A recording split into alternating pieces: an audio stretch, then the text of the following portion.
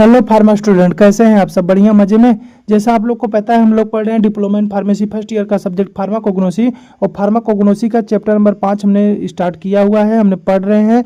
और इसका part number 5 यानी इसका 5वां पार्ट हमने ऑलरेडी कंप्लीट कर लिया है। आज के लेक्चर में इसका अगला पार्ट होगा, जो कि पार्ट होगा 6, यानी पार्ट इसका 6 चैप्टर नंबर 5 का आज की क्लास में हम कवर करेंगे। कौन कौन सा टॉपिक हमको देखना है आज की क्लास में, पहले वो देख लीजिएगा। आज की क्लास में हमको देखना है मेनली ऑक्सीटोसिस के बारे में, विटामिन के बारे में, एंजाइम्स के बारे में। क्लियर? तो आज के लेक्चर में हम कोशिश करेंगे इन तीनों को कवर करें, ऑक्सीटोसिस, विटामिन एंड एंजाइम के बारे में। बिना किसी देरी के चलिए हम चलते हैं अपने लेक्चर की तरफ। पहला हमारा क्या, ऑक्सीटोसिस। क्लियर? ऑक्सीटोसिस, ऑक्सीटोसिस हमको पढ़ना है।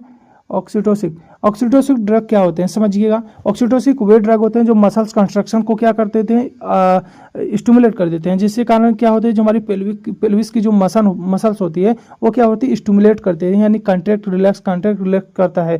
यह यूज किया जाता है मेनली उस टाइम पे जब कोई लड़का या बच्चा जब माँ के गर्भ से जब बाहर आता है, तो उस टाइम पे यानी बेबी डिलीवरी के टाइम पे इसका इस्तेमाल किया जाता है, जिससे कारण उसमें क्या होता है, लेबर पेन होता है, यानी उसके मसल्स कंट्रैक्ट क्या होते हैं, रिलैक्स करते हैं, यानी एक बार कंट्रैक्ट करेंगे फिर रिलैक्स करेंगे।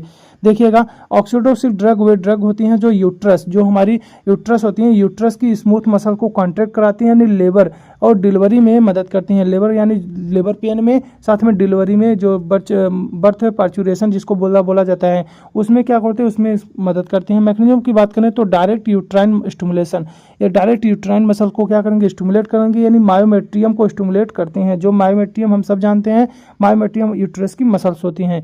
अब आगे बात करेंगे हार्मोनल मॉड्यूलेशन, यानी ऑक्सीटोसिस लाइक इफेक्ट शो करता है। पेरेंटल सेपरेशन फैसिलिटेशन, यानी पोस्टपार्टम ब्लीडिंग को रोकने में मदद करेंगी। यूजेस की बात करें तो यूज किया करता है इंडक्शन ऑफ लेबर को इंड्यूस करने में, यानी लेबर पेन को लाने में, साथ में फैसिलेशन ऑफ डिलीवरी, पार्चुरेशन यानी बेबी को बाहर आने में, साथ में control of post parturition haemorrhage, यानी जो बेबी को बाहर आने के बाद जो ब्लीडिंग होता है उस ब्लीडिंग को रोकने में, उसको कंट्रोल करने में। साथ में बात करेंगे यूट्राइन एटोनॉमी ट्रीटमेंट में इसका इस्तेमाल किया जाता है। इसमें जो ड्रग पढ़ने वाले हैं, एक ड्रग है, क्या नाम है उसका, इर्गोट। इर्गोट का नाम है, इर्गोट देखिए क्या होता है, इसका बॉटनिकल नाम जो है क्लेविसेप्स परप्यूरा है, जो कि फंगल पैरासाइट और राई, जो कि एक राई पे लगने वाली है, क्या है, फंगल पैरासाइट है, जिसका फैमिली है क्या है, क्लेविसिपेटेसी है, और जिसका पार्ट यूज किया जाता है स्क्लेरोटियम ऑफ फंगस। ये क्या है, फंगस है, इसका स्क्लेरोटियम यूज किया जाता है मेनली किसके लिए, जिसमें हमारा मेन केमिकल पाया जाता है। बायोलॉजिकल सोर्स की बात करें तो इर्गोट पैरासाइट फंगस है, जो कि मेनली राई यानी स्केल्स सीरियल्स पे पाया जाता है या अदर सीरियल्स पे ग्रो करते हैं, जो कि स्क्लेरोटियम यानी इसकी फंगल बॉडी क्या होती है, मेडिसिनली एक्टिव होती है, जिसमें मेन केमिकल पाया जाता है। ट्रेडिशनली यूट्राइन कंस्ट्रक्शन में, ब्लीडिंग कंट्रोल में, माइग्रेन ट्रीटमेंट में इनका यूज होता है। कलेक्टर स्क्लेरोटिया केयरफुली किया जाता है, ड्राइड सुखाया जाएगा, पाउडर फॉर्म में या स्ट्रेट फॉर्म में इनका यूज किया जाता है। बात करेंगे इसके केमिकल कॉन्स्टिट्यूएंट के, इसमें जो मेन केमिकल पाया जाता है इर्गोमेट्रिन एंड साथ में पाया जाता है इसमें इर्गोटामिन एंड पाया जाता है इर्गोक्रिस्टिन एंड इर्गोसिन, साथ में लाइसर्जिक एसिड डेरिवेटिव पाए जाते हैं। थेरेपेटिक एफिकेसी की बात करें तो एक्ट एज द ऑक्सीटोसिस एजेंट की तरह, यानी स्टिमुलेट यूट्राइन कंस्ट्रक्शन, जो यूट्रस की जो मसल्स की जो है उसको कंस्ट्रक्शन को बढ़ा देते हैं। साथ में यूज किया जाएगा पोस्टपार्टम हेमरेज में, यानी बेबी के बाद जो ब्लीडिंग होता है उसको रोकने में, यानी डिलेड लेबर में, और साथ में यूट्राइन एटोनॉमी में इस्तेमाल किया जाएगा। आल्सो हैज वासो कंस्ट्रक्ट इफेक्ट शो करता है, यानी वेसल्स को कंस्ट्रक्ट कराता है। केयरफुल डोजिंग नेसेसरी होती है, यानी बहुत आवश्यक होती है कि इसकी जो डोजिंग हो बहुत केयरफुली हो। ओवरडोज से क्या हो सकता है, सीवियर हाइपरटेंशन हो सकता है, नोजिया हो सकती है, वोमिटिंग हो सकती है, and gangrene in extreme condition में क्या देखने को मिल सकता है, गैंग्रीन देखने को मिल सकता है। अवेलेबल है मार्केट में किस रूप में, टैबलेट में, इंजेक्शन में, और स्टैंडर्डाइज एक्सट्रैक्ट फॉर्म में मिलता है। अगला जो हमारा इसमें कैटेगरी पढ़ने वाले हैं, कैटेगरी हमारा क्या है, विटामिन। और विटामिन के बारे में ऑलरेडी हम सबको पता है विटामिन क्या होते हैं। विटामिन वे इसेंशियल न्यूट्रिएंट है जो बॉडी में नॉर्मल मेटाबॉलिक फंक्शन को ग्रोथ के लिए क्या करते हैं, जरूरी है। जो कि बॉडी में खुद सिंथेसाइज नहीं होते हैं, कि उनको लेना पड़ता है। कुछ विटामिन सिंथेसाइज होते हैं, कुछ नहीं होते हैं, लेकिन बॉडी में क्या है, सभी विटामिन सिंथेसाइज नहीं होते हैं। हम बात करेंगे मैग्नीशियम की, तो एक्ट एज द को एंजाइम इन मेटाबॉलिक रिएक्शन, किसी मेटाबॉलिक रिएक्शन में को एंजाइम की तरह काम करता है। कहने का मतलब है एंजाइम के साथ मिल करके उस रिएक्शन को फास्ट करवा देता है। हम बात करेंगे इसके मेंटेनेंस विजन में, बोन हेल्थ में और इम्यून सिस्टम को हमारे मेंटेन करता है। किसको? हमारी आंख देखने को, जैसे विटामिन ए होता है। बोन हेल्थ की बात करें तो हम सब जानते हैं इसमें विटामिन डी आता है, और इम्यून सिस्टम हम सब जानते हैं इसमें विटामिन ई आता है। हम बात करेंगे protect tissue from the oxidative damage, जो हमारी टिश्यू है, जो जिसमें ऑक्सीडेशन होता है, जिससे वो डैमेज हो जाता है, उसको प्रोटेक्ट करने के लिए विटामिन की जरूरत होती है। यूजेज की बात करेंगे तो prevention of vitamin deficiency disorder, यानी विटामिन से जो कमी से जो बीमारी होगी उसमें इसका यूज किया जाएगा। साथ में सपोर्ट करेगा किसको? बोन को ग्रोथ करने में, हड्डियों को ग्रोथ करने में, विजन को अच्छा बनाने में, इम्यून सिस्टम को बढ़ाने में, साथ में रिप्रोडक्शन में। और बात करेंगे therapeutic supplement in malnutrition, rickets, night blindness. Night blindness क्या होता है? रतौंधी होता है, जो विटामिन ए की कमी से होता है। रिकेट्स क्या होता है? बच्चों में देखने को मिलता है, जो बोन से रिलेटेड बीमारी है, जो विटामिन डी की कमी से होता है। और माल न्यूट्रिशन की कारण भी जो दिक्कतें होंगी उनमें इनका इस्तेमाल किया जाएगा। हम बात करेंगे उसके बाद इसका जो दो हमको पढ़ना है, पहला पढ़ेंगे इसमें कॉड लिवर ऑयल, दूसरा पढ़ेंगे शार्क लिवर ऑयल। यानी कॉड लिवर ऑयल क्या होगा? देखिए, कॉड लिवर ऑयल क्या ग्रेडुअस मोरिया से मिलता है, जो कि अटलांटिक कॉड एक मछली है, जो कि क्या है? फिश ऑयल है, और जिसका पार्ट यूज किया जाता है क्या? इसे लीवर से निकाला जाता है। तो हम लीवर यहाँ पे लिख दिए हैं। हम बायोलॉजिकल सोर्स की बात करें तो cod liver Atlantic cod fish है, जो कि लीवर से एक्सट्रैक्ट होता है, और fish primary North Atlantic Arctic west water में पाया जाता है। ट्रेडिशनली यूज किया जाता है विटामिन ए के लिए, विटामिन डी की सप्लीमेंट के लिए, यानी इसमें विटामिन ए और विटामिन डी अधिक मात्रा में पाया जाता है।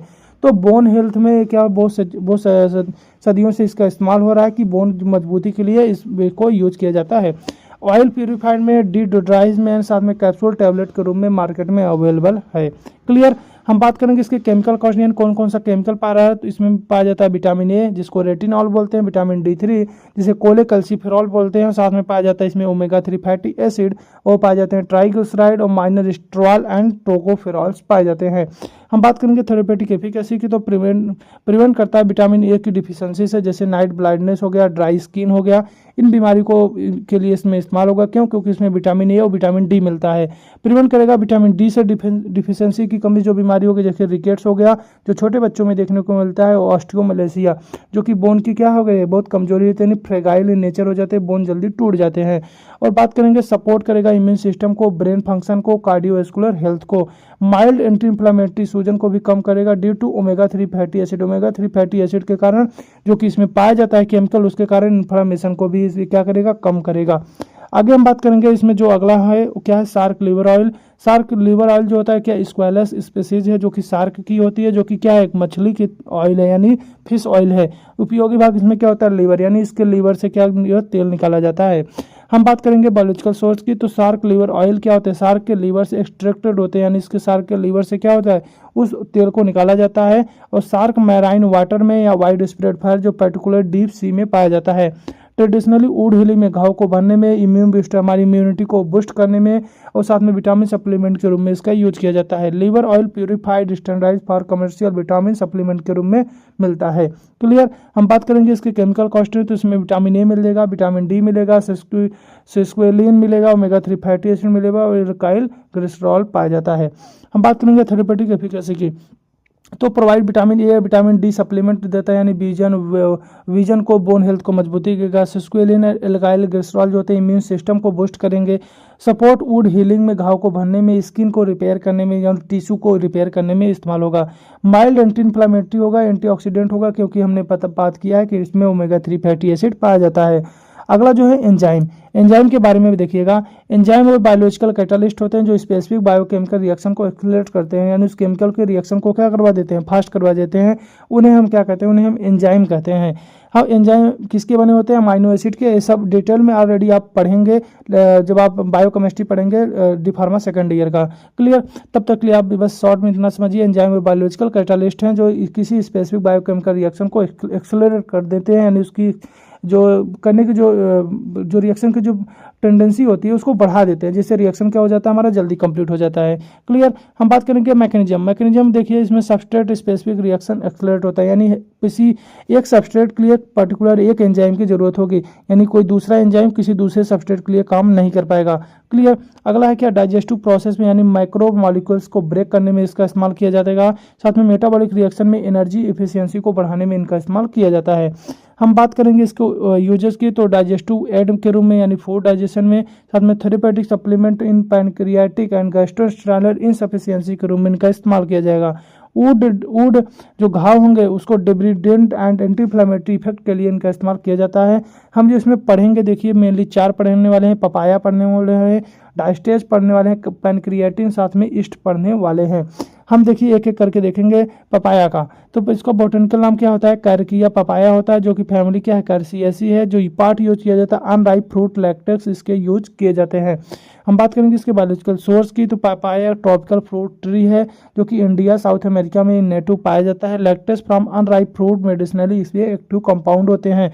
जिसका अनराइप फ्रूट होता है उसमें मेन कंपाउंड पाया जाता है। ट्रेडिशनली डाइजेस्टिव एड में मीट और टेंडराइज में, साथ में वुड हीलिंग में घाव को भरने में इसका इस्तेमाल होता है। केमिकल कॉन्स्टिट्यूएंट की बात करें तो इसमें पाया जाता है पेपिपिन जो कि मेन केमिकल है, साथ में पाया जाता है काइमोपेपिन और साथ में पाया जाता है कैरिकाइन और पाया जाता है माइनर सिस्टीन प्रोटीएजेस पाए जाते हैं। थेरेपेटिक एफिकेसी की बात करें, act as the proteolytic enzyme यानी डाइजेस्टिव प्रोटीन के रूप में यूज किया जाता है। और बात करें तो यूज किया जाता है इन डायस्पिया में, इंडाइजेशन में, मीट टेंडराइज में, साथ में टॉपिकल वुड डिब्रीडेंट में इसका इस्तेमाल किया जाता है। एंटी इन्फ्लेमेटरी और माइल्ड एंटी माइक्रोबियल के रूप में इसका इस्तेमाल होता है। डाइस्टेज अगला जो हमारा है डाइस्टेज देखिएगा, जिसका जो बोटेनिकल नाम होता है डिराइव्ड फ्रॉम द माल्टेटेड सीरियल्स। तो माल्टेड जो सीरियल्स होते हैं उससे डिराइव्ड होता है, जो फैमिलीज का एमेलियोटिक एंजाइम के रूप में होता है। पार्ट की बात करें तो माल्टेड ग्रेन, जो ग्रेन होते हैं उनके माल्टेड ग्रेन उसको इस्तेमाल किया जाता है। बायोलॉजिकल सोर्स की बात करें डाइस्टेज सीरियल्स ग्रेन जो कि जर्मिनेटेड सीड से ऑब्टेन किए जाते हैं, जो कि एंजाइम एक्सट्रैक्ट स्टार्च या माल्टोज कन्वर्जन में क्या हो जाते हैं एक्टिव हो जाते हैं। यानी एंजाइम जो स्टार्च से जो एंजाइम निकाला जाता है वो माल्टोज कन्वर्जन में क्या हो जाते हैं एक्टिव हो जाते हैं। Traditionally digestive aid starch digestion में इसका इस्तेमाल किया जाता है। केमिकल कॉन्स्टेंट की बात करें इसमें कौन कौन सा केमिकल पाया जाता है, तो अल्फा एमाइलेज पाया जाता है, बीटा एमाइलेज, साथ में ग्लूको एमाइलेज और साथ में माइनर माल्ट स्ट्रेट प्रोटीन पाए जाते हैं। थेरेपेटिक एफिकेसी की बात करें तो ब्रेक डाउन करता है किसको, स्टार्च को, किसमें, माल्टोज में और ग्लूकोज में यूज किया जाता है। डाइजेस्टिव इनसफिशिएंसी में, डिप्सिया में जिसका भोजन नहीं पचता हो, साथ में पैनक्रियाटिक एंजाइम सप्लीमेंट के रूप में इसका इस्तेमाल किया जाता है। हेल्प करता है मेटाबॉलिज्म और कार्बोहाइड्रेट के डाइजेशन में। क्लियर। माल एब्जॉर्प्शन में और कार्बोहाइड्रेट के डाइजेशन में इसका इस्तेमाल किया जाता है। अगला जो हमारा है इसमें क्या है पैनक्रियाटिन क्या होता है डिराइव्ड फ्रॉम द प्रोकैन या फिर पैनक्रिया, जो शुगर की पैनक्रिया जो होती है वहाँ से निकाला जाता है। फैमिली की बात करें तो उसका पैनक्रियाटिक एंजाइम प्रिपरेशन के रूप में, यानी इसके एंजाइम का प्रिपरेशन है। जो पार्ट यूज किया जाता है पैनक्रियाज एक्सट्रैक्ट से इसको निकाला जाता है। हम बात करेंगे बायोलॉजिकल सोर्स की, pancreatic extract from the pigs, जो डोमेस्टिक पिग्स होते हैं, जो सुअर होते हैं, वहाँ से उनके पैनक्रियाज से इसको निकाला जाता है और समटाइम ब्राउन बोविन सोर्सेज से लिया जाता है। Contain all major digestive enzyme, इसमें सभी मेजर डाइजेस्टिव एंजाइम जो भोजन को पचाने वाले एंजाइम होते हैं वो इसमें पाए जाते हैं। यूज किया जाता है थेरेपेटिकली इन पैनक्रियाटिक इनसफिशिएंसी में, साथ में सिस्टिक फाइब्रोसिस में एंड क्रोनिक पैनक्रियाटिस में इनका इस्तेमाल किया जाता है। हम बात करेंगे इसमें केमिकल कौन कौन सा पाया जाता है, तो इसमें पाया जाता है एमाइलेज जो कि स्टार्च को डाइजेस्ट करता है, लाइपेज पाया जाता है जो कि फैट को डाइजेशन करता है, प्रोटीएजेज या ट्रिप्सिन पाया जाता है जिसको क्राइमोट्रिप्सिन भी बोलते हैं जो कि प्रोटीन को डाइजेस्ट करता है, माइनर न्यूक्लिएजेज। आप देख रहे हैं इसमें हर एक टाइप के जो केमिकल हैं पाए जा रहे हैं, जो डिफरेंट माइक्रो मॉलिक्यूल को जो माइक्रो मॉलिक्यूल है उनको क्या करता है, उनको डाइजेस्ट कर रहा है। क्लियर। हम बात करेंगे थेरेपेटिक एफिकेसी, तो act as the digestive enzyme के रूप में काम करता है, यानी जो भोजन है उसको डाइजेस्ट कराता है। इंप्रूव करता है फूड डाइजेशन, भोजन डाइजेशन को इंप्रूव कर देता है, साथ में न्यूट्रिएंट एब्जॉर्प्शन को भी बढ़ा देता है। यूज करता है as use in pancreatic insufficiency में, मॉल एब्जॉर्प्शन में, क्रोनिक पैनक्रियाटिस में, सिस्टिक फाइब्रोसिस में इसका इस्तेमाल होता है। एडमिनिस्टर किया जाता है, बॉडी में लिया जाता है ओरली एज टैबलेट या पाउडर के रूप में इसको लिया जाता है। अगला जो अपना लास्ट है क्या है ईस्ट क्या है सैक्रोमाइसिस सेरेबेसी इसका बोटेनिकल नाम होता है, जो क्या है फंजाई है। और पार्ट यूज किया जाता है होल ईस्ट यूज किया जाता है, कि as the medically active compound.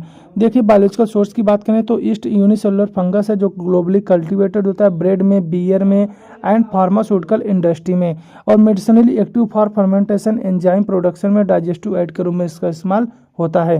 Clear. Chemical की बात करें इसमें कौन कौन सा केमिकल पाया जाता है, इसमें पाया जाता है माल्टेज, पाया जाता है इन्वर्टेज, पाया जाता है जाइमेज, पाया जाता है प्रोटीएजेस, पाया जाता है और साथ में माइनर विटामिन यानी बी कॉम्प्लेक्स जिसे कहते हैं वो भी पाए जाते हैं।